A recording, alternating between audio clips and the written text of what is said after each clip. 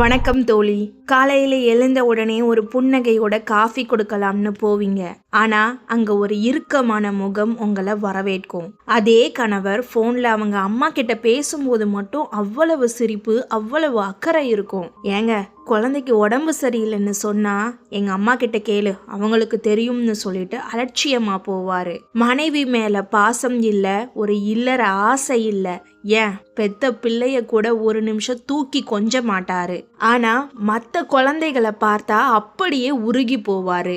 உங்க முன்னாடியே உங்க குழந்தைய அவர் புறக்கணிக்கும் போது உங்க இதயம் சுக்கு நூறா உடையுமே.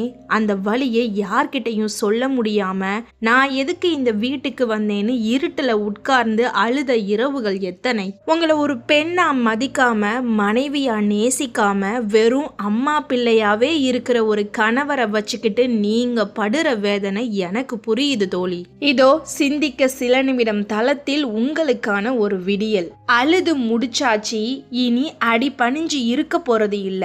உங்க மௌனத்தாலும் உங்க மாற்றத்தாலும் உங்க கணவரை உங்களை தேடி வர வைக்க போறோம். இதோ அதற்கான 10 சக்தி வாய்ந்த ரகசியங்கள். ஒவ்வொன்னையும் கவனமா கேளுங்க. கடைசியா இருக்கிற அந்த 10வது தந்திரம் தான் உங்க வாழ்க்கையவே தலைகீழா மாத்தக்கூடியது. அதனால வீடியோவை லைக் பண்ணிட்டு ஸ்கிப் பண்ணாம தொடர்ந்து கடைசி வரைக்கும் பாருங்க. ஒவ்வொன்னையும் கவனமா கேளுங்க. தந்திரம் 1, அன்புக்காக பிச்சை எடுப்பதை நிறுத்துங்கள். அன்புக்காக ஏங்குறது ஒரு பெண்ணோட இயல்பு. ஆனா அந்த அன்பை ஒரு பிச்சைக்காரியை போல அவர்கிட்ட கெஞ்சி கேட்கறது தான் நாம செய்யற மிகப்பெரிய தப்பு. என்கிட்ட ஏன் பேச மாட்டேங்கிறீங்க, என்னை கொஞ்சம் கவனிங்கன்னு நீங்க கேட்கும் போது உங்களோட மதிப்பை குறைச்சி அவரோட ஈகோவை வளர்க்குறீங்க. அவர் உங்களை விட்டு விலகி போகும்போது நீங்க அவர் பின்னாடியே போறது அவருக்கு இன்னும் அதிக அதிகாரத்தை தான் கொடுக்கும். பொருளாதார விதிகளின்படி ஒரு பொருள் தாராளமா கிடைக்கும் போது அதன் மதிப்பு குறையும். உங்களுடைய அன்பு, அக்கறை, பாசம் எல்லாமே அவருக்கு தாராளமா கிடைக்குது. அதனால தான் அதை அவர் ஒரு பொருட்டாவே மதிக்க மாட்டேங்கிறாரு. அவர் உங்களை புறக்கணிக்கும் போது நீங்க படுற வேதனைய அவருக்கு காட்டாதீங்க. அழாதீங்க, கத்தாதீங்க. மாறா உங்க அன்பை அப்படியே உள்ளுக்குள்ள பூட்டி வைங்க. இன்னையில இருந்து அவர் பின்னாடி போறத முழுசா நிறுத்துங்க. அவர் சாப்பிட்டாரா, தூங்குனாரான்னு அக்கறையா கேட்காதீங்க. கடமைக்கு மட்டும் வேலையை செய்யுங்க. ஒரு கட்டத்துல அவர் பேசுவாருன்னு எதிர்பார்த்து நீங்க வாசலையே பார்த்துட்டு இருக்காதீங்க. நீங்க உங்க வேலையில மும்முரமா இருங்க. உங்களுடைய இந்த திடீர் மாற்றம் அவருக்கு ஒரு அதிர்ச்சியை தரும். அவர் உங்களை தேடி வர்ற வரைக்கும் நீங்க அமைதியா இருங்க. என்ன இவ முன்னாடி மாதிரி என் பின்னாடி வரமாட்டேங்கிறாங்கிற சந்தேகம் அவர் மண்டைக்குள்ள ஓட ஆரம்பிக்கணும். நீங்க எவ்வளவு தூரம் விலகி போய் உங்க வாழ்க்கையை கவனிக்க ஆரம்பிக்கிறீங்களோ அவ்வளவு வேகமா அவர் உங்களுடைய அருமையை புரிய ஆரம்பிப்பாரு. அன்புங்கிறது பரிமாறப்பட வேண்டியது, கெஞ்சி வாங்க வேண்டியது இல்ல. தந்திரம் 2, மாமியாருடன் போட்டி போடுவதை விடுங்க. உங்க கணவர் அம்மா பிள்ளையா இருக்கிறதுக்கு அவர் அம்மாவை நீங்க வில்லியா பாக்குறது தான் முதல் காரணம். நீங்க மாமியாரை எதிர்த்து பேசும்போது அல்லது அவங்கள விட நான் தான் முக்கியம்னு நிரூபிக்கும் போது உங்க கணவர் ஒரு தற்காப்பு நிலைக்கு போயிடுவாரு. அவருக்கு அவர் அம்மா அப்படிங்கிறது சென்டிமெண்ட். நீங்க அந்த சென்டிமெண்ட்டை தொடும்போது நீங்க தான் அவருக்கு எதிரியா தெரிவீங்க. அவர் அம்மாவுக்கு பணிவிடை செய்யறாரா, செய்யட்டும். அவர் அம்மா பேச்சை கேட்டு நடக்கிறாரா, நடக்கட்டும். அதை பத்தி நீங்க ஒரு வார்த்தை கூட குறை சொல்லாதீங்க. நீங்க போட்டி போடும்போது தான் அவர் அம்மாவை இன்னும் அதிகமா பிடிச்சுப்பாரு. சரிங்க, உங்க அம்மா சொல்றது சரிதான்னு ஒரு சின்ன புன்னகையோட அந்த இடத்த விட்டு நகருங்க. சண்டை போடாத இடத்துல அவருக்கு உங்க மேல கோபம் வர வாய்ப்பே இருக்காது. மாமியாரை நீங்க ஒரு போட்டியாளரா பாக்குறத நிறுத்திட்டு அவங்கள அந்த வீட்டுல ஒரு நபரா மட்டும் பாருங்க. உங்க கணவர் அவரோட அம்மா கிட்ட காட்டும் பாசத்தை பார்த்து பொறாமப்படுறத விடுங்க. நீங்க எப்போ அவரோட அம்மா விஷயத்துல தலையிடுறத நிறுத்துறீங்களோ அப்போதான் அவருக்கு உங்களுக்கும் அவருக்குமான உறவை பத்தி யோசிக்க நேரம் கிடைக்கும். இல்லனா அவர் எப்பவும் அம்மாவை காப்பாத்துறதுலயே குறியா இருப்பாரு. அவர் அம்மாவுக்கும் அவருக்கும் இடையில நீங்க ஒரு சுவரா நிக்காம விலகி போய் உங்களுக்கான ஒரு உலகத்தை உருவாக்குங்க. நீங்க எதிர்க்காத போது அவருக்கு போராட எதிரி இருக்க மாட்டார். மாட்டாங்க. காலப்போக்குல அவரே உணர்வாரு, என்னோட மனைவி நம்ம அம்மா விஷயத்துல தலையிடுறதே இல்ல, ஆனா நாம ஏன் அவளை கவனிக்கிறது இல்லைன்னு. இந்த குற்ற உணர்வு தான் அவரை மாற்றும் முதல் படி. தந்திரம் 3, உங்கள் குழந்தையே உங்கள் உலகம். பெத்த பிள்ளையையே அவர் ஏறெடுத்தும் பார்க்க மாட்டேங்கிறாரு, ஆனா மத்த பிள்ளைங்களை தூக்கி கொஞ்சுறாருன்னா அது எந்த தாய்க்கும் ரத்தம் கொதிக்கிற விஷயம்தான். ஆனா அங்க போயும் நீங்க சண்டை போடாதீங்க. உங்க பிள்ளைய ஏன் கவனிக்கலன்னு கேக்குறதுனால அவர் மாற போறது இல்ல. மாறா உங்க குழந்தைய நீங்க ஒரு ராஜகுமாரன் அல்லது ராஜகுமாரியை போல கொண்டாடுங்க. அவர் முன்னாடியே உங்க குழந்தையோட நீங்க சிரிச்சு பேசி விளையாடுங்க. அந்த குழந்தையோட ஒவ்வொரு வளர்ச்சியையும் நீங்க ரசிங்க. உங்க குழந்தைக்கு தேவையான எல்லாமுமா நீங்க இருங்க. அவர் அந்த தூரத்துல ஒரு அந்நியனை போல நிக்கட்டும். உங்களுக்கும் உங்க குழந்தைக்குமான அந்த அழகான பந்தத்தை அவர் ஒரு ஏக்கத்தோட பார்க்கணும். மற்ற பிள்ளைங்களை கொஞ்சுறாரா, கொஞ்சட்டும். அதை பத்தி நீங்க ஒரு கமெண்ட் கூட பண்ணாதீங்க. நீங்க வருத்தப்படுவீங்கன்னு தெரிஞ்சுதான் அவர் அப்படி செய்யலாம். நீங்க கண்டுக்காம உங்க குழந்தையோட வெளியூர் போறது, பார்க்கு போறதுன்னு பிஸியா இருங்க. நாம இல்லாமலேயே என் குழந்தையும் என்னோட மனைவியும் எவ்வளவு சந்தோஷமா இருக்காங்கங்கிற அந்த எண்ணம் அவர் மனசுல ஒரு பெரிய பாரத்தை உண்டாக்கும். ஒரு கட்டத்துல தன்னோட ரத்தமே தன்னை மதிக்காம தன்னை ஒரு அந்நியனா பார்க்குதுன்னு அவர் உணரும் போது துடிதுடிச்சு போவாரு. அப்போ அவர் உங்ககிட்டையும் குழந்தைகிட்டையும் வர முயற்சி பண்ணுவாரு. அது வரைக்கும் நீங்க உங்க குழந்தைய சிதைக்காம அவரோட அலட்சியம் அந்த பிஞ்சு மனசை பாதிக்காம ஒரு இரும்பு கோட்டையா நின்னு காப்பாத்துங்க. உங்க வெற்றி உங்க குழந்தையோட சிரிப்புல தான் இருக்கு. தந்திரம் 4, இல்லற ஆசையே இல்லாத கணவரை எப்படி கையாள்வது. ஒரு திருமண வாழ்க்கையில தாம்பத்தியம் அல்லது இல்லற ஆசை அப்படிங்கிறது ரொம்ப முக்கியம். ஆனா அவர் அதுல ஆர்வமே இல்லாம உங்களை ஒரு மனைவியாவே பார்க்கலன்னா உங்க பெண்மை காயப்படும். இந்த இடத்துல நீங்க அவர்கிட்ட கெஞ்சுறதோ அலறதோ உங்க சுயமரியாதையை இன்னும் பாதிக்கும். நீங்க ஒரு அழகான பெண் அப்படிங்கறத நீங்க முதல்ல நம்பணும். அவரோட அங்கீகாரம் உங்க அழகுக்கு தேவையில்லை. அவர் விலகி இருக்காரா, நீங்களும் இன்னும் 2 அடி தள்ளியே இருங்க. அவர்கிட்ட எந்த எதிர்பார்ப்பும் இல்லாதது போல நடந்துக்கோங்க. நீங்க உங்களை அழகா பராமரிச்சுக்கோங்க. நல்ல உடை உடுத்துங்க. உங்க மேல ஒரு நேர்த்தியான வாசம் இருக்கட்டும். ஆனா இதெல்லாம் அவருக்காக இல்ல, உங்களுக்காக செய்யுங்க. நீங்க ஒரு தேவதை போல அந்த வீட்டுல நடமாடுங்க. ஆனா அவரை தொடாதீங்க. ஆண்கள் எப்பவுமே எட்டாத ஒரு பொருளுக்கு தான் ஆசைப்படுவாங்க. நீங்க எப்பவும் அவருக்கு தயாரா இருக்கும் போது அவருக்கு ஆர்வம் குறையுது. நீங்க ஒரு அந்நிய பெண்ணை போல அதே சமயம் வசீகரமான பெண்ணை போல வீட்டுல இருக்கும் போது அவருக்குள்ள ஒரு ஈர்ப்பு தானா வரும். உங்களுடைய மௌனமும் அந்த கண்ணியமான விலகலும் அவரை நெருங்க தூண்டும். ஒருவேளை அவர் மருத்துவ ரீதியாவோ இல்ல மன ரீதியாவோ பாதிக்கப்பட்டிருந்தா நீங்க அமைதியா அவர்கிட்ட ஒரு தோழியா பேசுங்க. ஆனா அதுலயும் ஒரு எல்லை இருக்கட்டும். உங்களுடைய இல்லற உரிமையை பிச்சை கேட்காதீங்க. நீங்க உங்களை நேசிக்க ஆரம்பிக்கும் போது அவரோட அலட்சியம் உங்களை பாதிக்காது. உங்களுடைய இந்த மௌனமான கம்பீரம் அவரை தலைகுனிய வைக்கும். தந்திரம் 5, பொருளாதார மற்றும் மன ரீதியான சுதந்திரம். ஒரு ஆண் ஒரு பெண்ணை அலட்சியப்படுத்துறதுக்கு முக்கிய காரணமே அவ தன்னையே தான் சார்ந்து இருக்கான்னு நினைக்கிறப்பதான். நான் இல்லாம இவளால என்ன பண்ண முடியுங்கிற அந்த திமிரு தான் அவரை அப்படி நடக்க வைக்கும். இன்னையில இருந்து அந்த திமிரை உடைங்க. நீங்க யாருன்னு நிரூபிக்க வேண்டிய நேரம் இது. சின்னதா ஏதாவது ஒரு வேலையை தேடுங்க. இல்லைனா வீட்டில இருந்தே ஒரு பிஸ்னஸ் ஆரம்பிங்க. உங்க கையில 4 காசு வரும்போது உங்க முகத்துல ஒரு தன்னம்பிக்கை வரும். அந்த தன்னம்பிக்கை உங்க கணவருக்கு பயத்தை தரும். நீங்க அவர்கிட்ட காசுக்காக கையேந்தாத போது அவரோட அதிகாரம் அங்க செல்லுபடி ஆகாது. உங்களை அவர் ஒரு பலவீனமானவளா பார்க்க விடாதீங்க. உங்க மனசை பலப்படுத்துங்க. புத்தகம் படிங்க. புது விஷயங்களை கத்துக்கோங்க. உங்க அறிவை வளர்க்கும் போது உங்களுடைய பேச்சுல ஒரு தெளிவு இருக்கும். அவர் ஏதாவது சொல்லும் போது நீங்க பதட்டப்படாம ஒரு தெளிவான பதிலை கொடுத்துட்டு மௌனமா நகருங்க. இவ முன்னாடி மாதிரி இல்லையேன்னு அவர் யோசிக்க ஆரம்பிப்பாரு. பொருளாதார சுதந்திரம் என்பது வெறும் பணம் சார்ந்தது மட்டும் இல்ல, அது உங்க மன தைரியம் சார்ந்தது.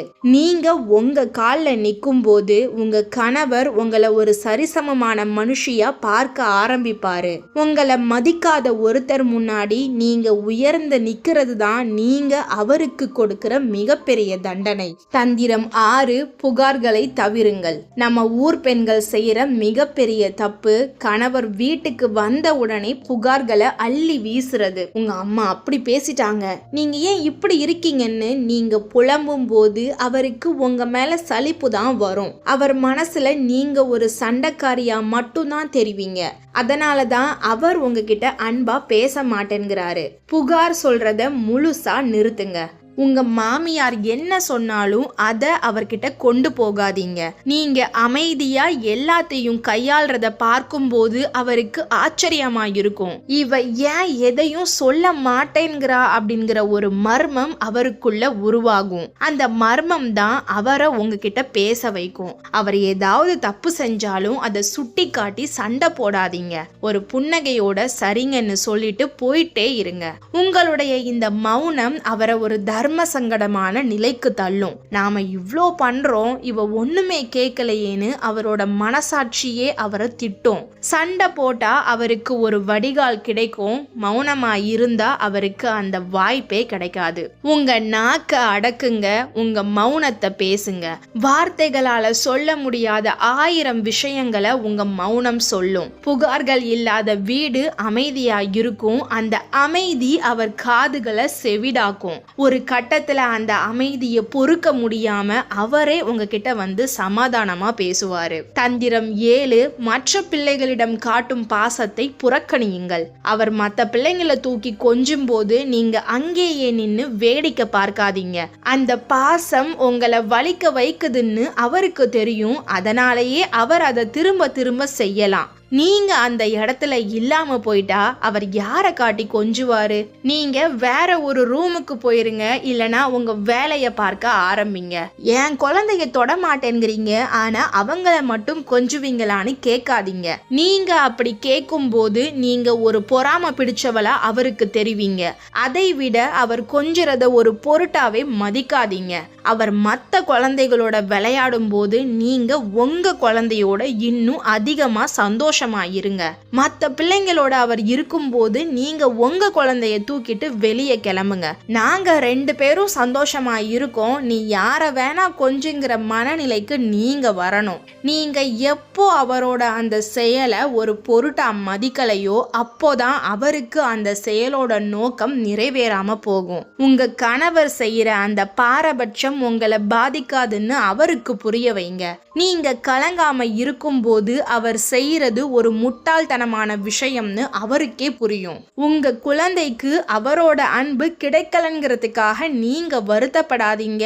அந்த அன்பை கொடுக்க அவர் தகுதி இல்லாதவர்னு நினைச்சுக்கோங்க. தந்திரம் 8, ஒரு அந்நியரை போல நடத்துங்க.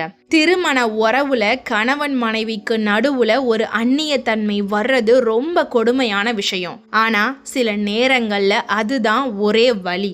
உங்க கணவர் உங்களை ஒரு மனைவியா மதிக்காத போது நீங்களும் அவரை ஒரு கணவரா மதிக்காதீங்க. ஒரு வீட்டுக்கு விருந்தாளியா வந்த அந்நியரை எப்படி நடத்துவீங்களோ அப்படி நடத்துங்க. அவர் வீட்டுக்கு வரும்போது நாகரிகமா ஒரு ஹாய் சொல்லிட்டு சாப்பாடு வைங்க. அவர் கேட்கறத செஞ்சு கொடுங்க. ஆனா அதுல எந்த உணர்ச்சியும் இருக்கக்கூடாது. முன்னாடி மாதிரி உரிமையோட அவர்கிட்ட பேசாதீங்க, சீண்டாதீங்க, சண்டை போடாதீங்க. உங்க வார்த்தைகள்ல ஒரு குளிர்ச்சி இருக்கட்டும்.